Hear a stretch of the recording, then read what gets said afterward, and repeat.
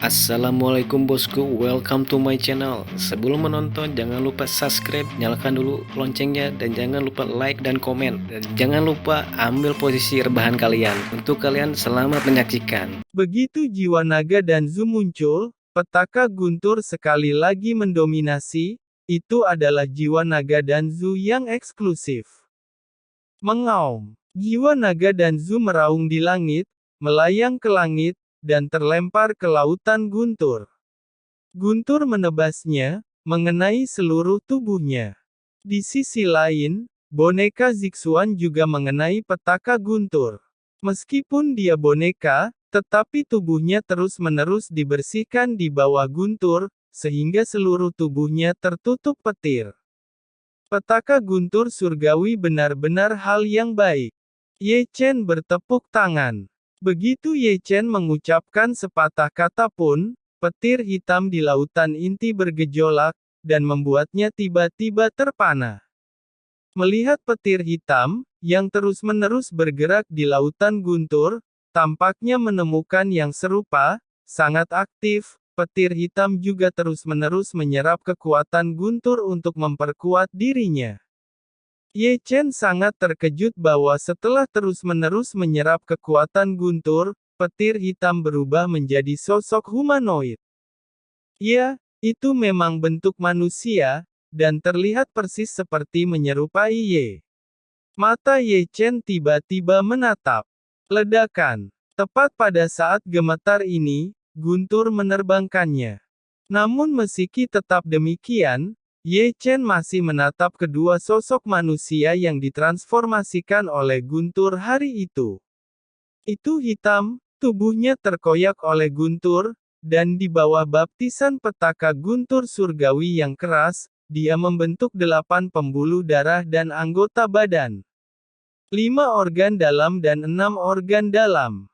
Ini belum berakhir. Petir hitam berlari keluar untuk bermain, dan api abadi di lautan inti Ye Chen tidak diam. Api abadi berlari keluar dengan peluit, terus-menerus terombang-ambing di lautan Guntur, dan juga menjalani penempaan petaka Guntur surgawi. Selain itu, yang membuat penampilan Ye Chen luar biasa adalah api abadi dan petir hitam itu bahkan berbentuk manusia, seperti guntur langit, dan membentuk penampilan Ye Chen. Segala sesuatu yang seharusnya disempurnakan dalam bencana langit. Perbedaannya adalah penuh dengan api emas yang menyala, menyilaukan luar biasa. Kakek naga, bisakah Anda menjelaskannya? Ye Chen terkejut saat melihat petir hitam dan api abadi. Kakek naga menjelaskan, api dan petirmu memiliki kecerdasan, dan mereka semua mengikutimu sebagai master. Di bawah petaka Guntur surgawi, akan berubah menjadi bentuk manusia dan menjadi tubuh Daomu. Ini normal. Jangan khawatir, karena hal seperti ini adalah milikmu, itu akan menjadi milikmu, selama kamu tidak mati, tidak ada yang bisa mengambilnya. Aku merasa lega jika kamu mengatakan itu. Ye Chen menghela nafas lega. Jika ini adalah bencana langit yang menghancurkan api dan petir, itu akan menjadi kerugian besar. Tubuh api abadi dan tubuh petir hitam, kalian adalah harta karunku. Kakek naga menghela nafas, meskipun mereka tidak sekuat dirimu, mereka juga sangat kuat. Tapi selain itu, keadaan murid tidak begitu bagus. Dia mencukur rambutnya, berceceran di langit, dan dagingnya hampir retak beberapa kali, tetapi dia terbawa olehnya. Selain itu, karena petaka Guntur menjadi semakin kuat, Ye Chen juga tidak dapat mendukungnya. Seluruh orang berada dalam kondisi penganiayaan, dan terbelah menjadi konyol oleh Guntur yang melanda langit. Untungnya, musibah ini berlangsung kurang dari 1 jam dan kemudian bubar. Ledakan. Dalam kehampaan, Ye Chen jatuh dan menghancurkan tanah menjadi lubang yang dalam. Ledakan. Di sisi lain, murid darah juga jatuh, menghancurkan sebuah bukit kecil dan menghancurkannya. Apa? Segera, murid darah merangkak naik, berlumuran darah, dan hanya setengah dari tengkoraknya yang terbelah. Wujudnya keras kepala. Hari ini, dia lebih seperti merangkak keluar dari neraka. Jahat, mengerikan. Petaka surgawi ini tidak bisa membunuhmu. Ye Chen juga merangkak keluar dari lubang besar, dan bentuknya lebih menyedihkan daripada murid darah. Seluruh tubuh hampir lumpuh, dan tulang berdarah terlihat, yang sangat menakutkan. Membunuh, membunuh, membunuh. Murid darah menggeram, memegang pedang dan bergegas keluar. Hanya tinggal separuh nyawa, Ye Chen mengutuk dengan dingin, segera memanggil Zixuan, dan juga tubuh api abadi dan tubuh petir hitam. Sudah berlari keluar dan berdiri rapi di hadapannya berjajar. Melihat ini, murid darah itu tiba-tiba menghentikan langkahnya, dan 4 penyihir darah dibedakan di tubuhnya, yang masing-masing merupakan alam spiritual. Ini adalah 4 penyihir darah dalam hidupnya. Penyihir darah lainnya pada dasarnya memblokir senjatanya selama bencana. Tanpa ini, dia tidak akan bisa bertahan di bawah bencana. Kubunuh kau. Murid darah meraung, dan 4 penyihir darah bergegas menuju Zixuan dan mereka. Kubunuh kau. Di sini, Ye Chen juga berteriak. Ledakan. Pertempuran dimulai seketika, dengan barisan 4 lawan 4. Zixuan adalah bineka tingkat bumi, setara dengan murid darah. Setelah penempaan petaka guntur surgawi, kekuatan tempurnya menjadi lebih kuat. Selain itu, Ye Chen, karena menerobos ke tahap pembentukan inti, kekuatan tempurnya melonjak seketika, ganas dan tidak normal, dan berbagai misteri muncul tanpa henti. Sutra penyihir darah yang dia pukul tidak memiliki kekuatan untuk melawan. Dibandingkan dengan Zixuan, tubuh api abadi dan tubuh petir jauh lebih lemah. Mereka adalah sosok manusia yang baru saja muncul. Meskipun mereka juga tubuh, mereka berbeda dari tubuh asli. Mereka tidak memiliki kemampuan untuk melakukan kekuatan magis yang misterius. Ditekan oleh 2 penyihir darah itu. Inilah situasi hari ini, dengan 2 di kedua sisi berlaku. Pada titik ini, Sue Tong bergegas ke Ye Chen dengan pedang pembunuh. Ye Chen mengutuk secara diam-diam. Ye Chen menahan serangan utama petaka guntur sebelumnya. Cederanya jauh lebih berat daripada murid darah, dan Ye Chen tidak bisa menahan gemetar. Matilah kau! Murid darah ditebas dengan pedang. Mengaum. Tepat ketika Ye Chen mencoba melawan dalam keadaan penuh luka, tiba-tiba jiwa naga Danzu keluar dan langsung menyerang murid darah. Di tempat, murid darah terlempar oleh serangan jiwa naga Danzu. Mengaum. Jiwa naga Danzu meraung, tubuhnya yang besar berputar menjauh, meraung dan bertarung dengan murid darah. Tunggu. Di sini, Ye Chen buru-buru duduk bersila di tanah. Segera, suara benturan tulang terdengar, daging Ye Chen yang hampir lumpuh mati lemas dengan asap biru, luka sembuh dengan kecepatan yang terlihat dengan mata telanjang, daging dan darah tubuh yang rusak juga sama dengan, melahirkan lagi yang baru darah dan tulang. Segera, dengan Ye Chen sebagai pusatnya, pusaran spiritual besar terbentuk, yang dituangkan ke dalam tubuh Ye Chen melalui pori-pori besar tubuh Ye Chen melalui aura langit dan bumi setelah penempaan petaka guntur surgawi. Selain itu, 9 kolon di Sekte Zeng yang saat ini juga bekerja sama untuk terus mengirimkan meridian bumi yang telah diserap dari pembuluh darah spiritual bumi. Saat ini, tubuh Ye Chen seperti jurang maut. Seperti paus menelan aura langit dan bumi, menelan elemen dalam jumlah besar, urat daging yang bengkok dan aneh di bawah tubuh penyulingan yang tandus, dan anggota tubuh yang mudah rusak. Semua kerusakan tubuh berubah pada saat bersamaan. Saat Ye Chen menerobos ke tahap pembentukan inti, energi di lautan intinya diubah menjadi kekuatan spiritual. Ketika Ye Chen memperbaiki tubuh, perang tidak jauh dari sana sengit, dan Zixuan telah memotong penyihir darah. Adapun tubuh api abadi dan tubuh petir hitam, mereka dipukuli kembali ke bentuk aslinya, dan berlari kembali ke tubuh Ye Chen, membantu Ye Chen meredam kekuatan spiritual. Kedua belah pihak kehilangan dua orang, bahwa Zixuan dan Ye Chen yang masih tersisa dan menghadapi dua penyihir darah lainnya lagi. Perang dimulai lagi. Di sisi lain, adegan pertarungan jiwa naga dan Zhu dan murid darah sangat luas. Murid darah menggunakan jurus terlarang untuk pulih dari cedera. Mengaum, mengaum. Jiwa naga dan Zhu meraung dengan liar, menyeret tubuh naga yang terluka itu untuk bertarung dengannya, dan mengalami kerusakan. Di sini, transformasi Ye Chen berlanjut.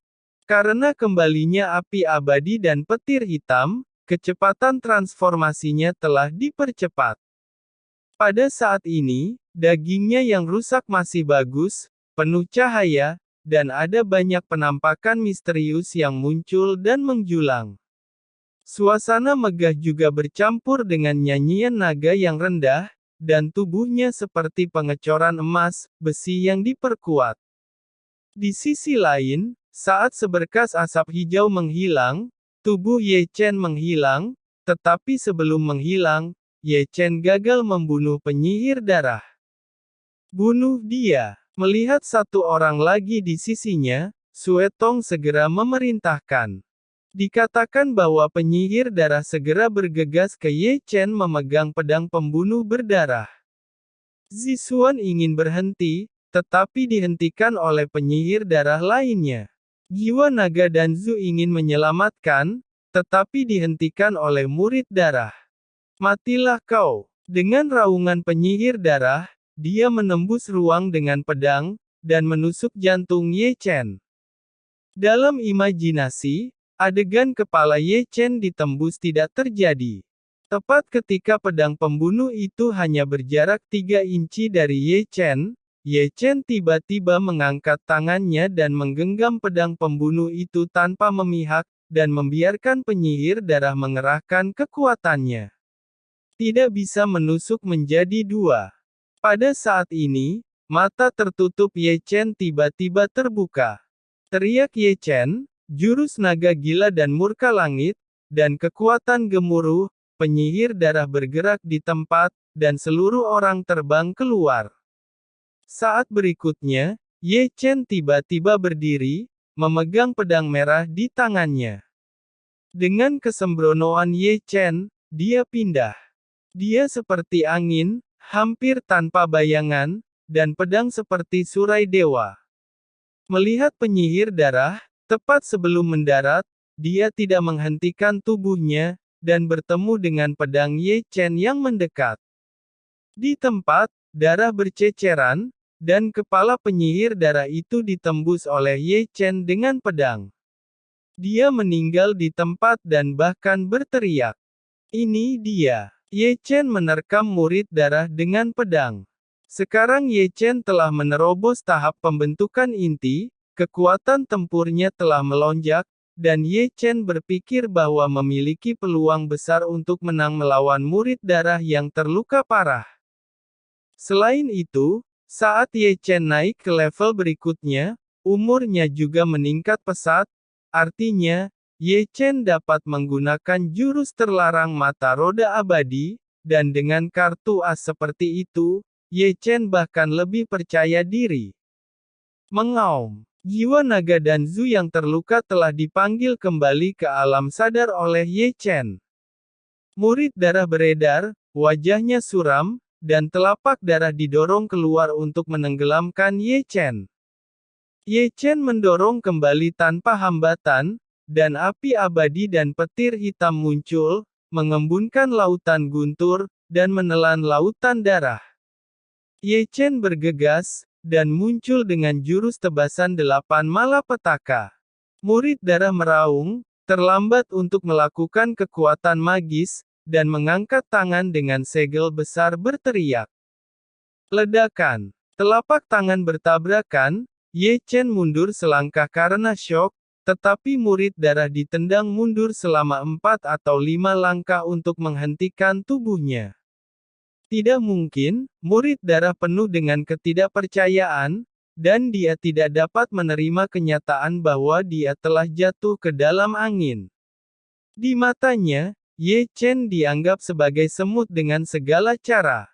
8 naga desolate. Di sini, Ye Chen telah menukik lagi, dengan satu kepalan di satu tangan dan satu dengan naga di telapak tangan, serangannya sangat hebat.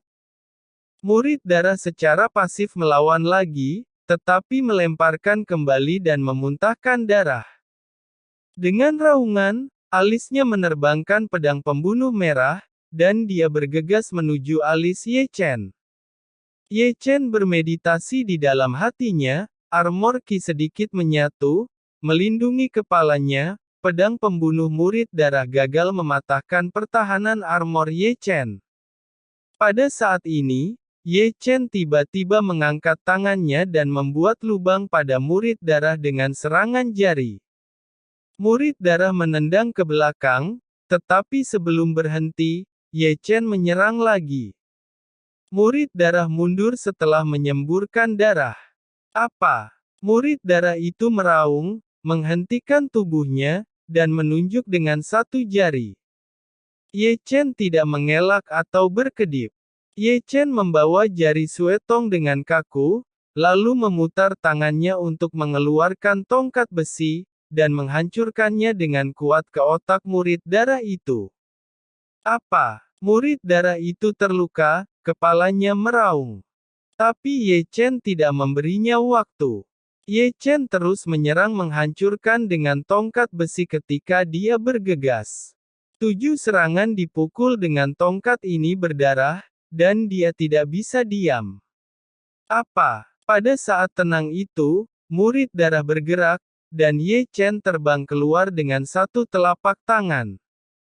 Ini yang besar untukmu. Ye Chen baru saja menghentikan bentuk tubuhnya, lalu Ye Chen mengeluarkan pedang naga, tangannya telah diganti dengan pedang naga. Ye Chen mengepalkan tangannya dan mengangkat kepalanya. Tebasan 8 malapetaka. Dengan geraman Ye Chen, menyerang dengan jurus tebasan 8 malapetaka. Yang lebih mengejutkan Ye Chen adalah bahwa kekuatan 8 tebasan malapetaka bahkan lebih kuat ketika mereka menggunakan pedang naga untuk melakukan jurus 8 tebasan malapetaka. Di sini, murid darah kembali sadar, dan ketika dia melihat pedang emas turun, dia tiba-tiba berubah warna. Tiba-tiba, dia berbalik dan mengeluarkan batang besi berlumuran darah, dan mengangkatnya ke atas kepalanya untuk menghalangi serangan Ye Chen. Ye Chen menebas batang besi yang berlumuran darah, membuat suara benturan logam. Ledakan. Di tempat, murid darah setengah berlutut di tanah, dan dia masih bisa mendengar suara patah tulang tangannya. Saat berikutnya, murid darah memuntahkan darah. Apa? Murid darah menggeram, darahnya terbakar, dan melangkah mundur. Tapi, surut, dia merasakan hawa dingin di punggungnya. Tiba-tiba, pedang pembunuh menembus punggungnya dan menembus dada depan. Ya, Zixuan yang menyerangnya. Zixuan telah membunuh penyihir darah kedua, dan di bawah panggilan Ye Chen, Zixuan langsung bergegas menyerang murid darah. Zixuan memberikan pukulan kepada murid darah itu. Murid darah fokus pada Ye Chen. Sehingga Zixuan menyerang dari belakang, sehingga pedang Zixuan berhasil mengenai murid darah. Berakhir, Ye Chen telah memindahkan bilah naga dan akan memotong kepalanya. Tidak, tidak, tidak, tidak. Melihat bilah yang ingin memotong, mata murid darah disorot, dan pupil menyusut seukuran ujung jarum. Murid darah ketakutan, sangat ketakutan, dan menutupi tulangnya dengan dingin, dan melihat kematian memanggilnya. Pada saat ini, dia menyesal karena dia terlalu sombong. Dia menghitung Tao yang haus darah dan membawa Ye Chen keluar dari celah di angkasa. Dia pikir dia bisa dengan mudah mengambil tubuh fisik Ye Chen. Malah dia menjadi pihak yang terbunuh. Ye Chen dengan jelas melihat ekspresi ketakutan Sue Tong murid darah. Tapi Ye Chen tidak menunjukkan belas kasihan sedikit pun, gerakan tusukan, dan keraguan sedikit pun. Dengan darah berceceran, kepala murid darah langsung terpotong. Kepala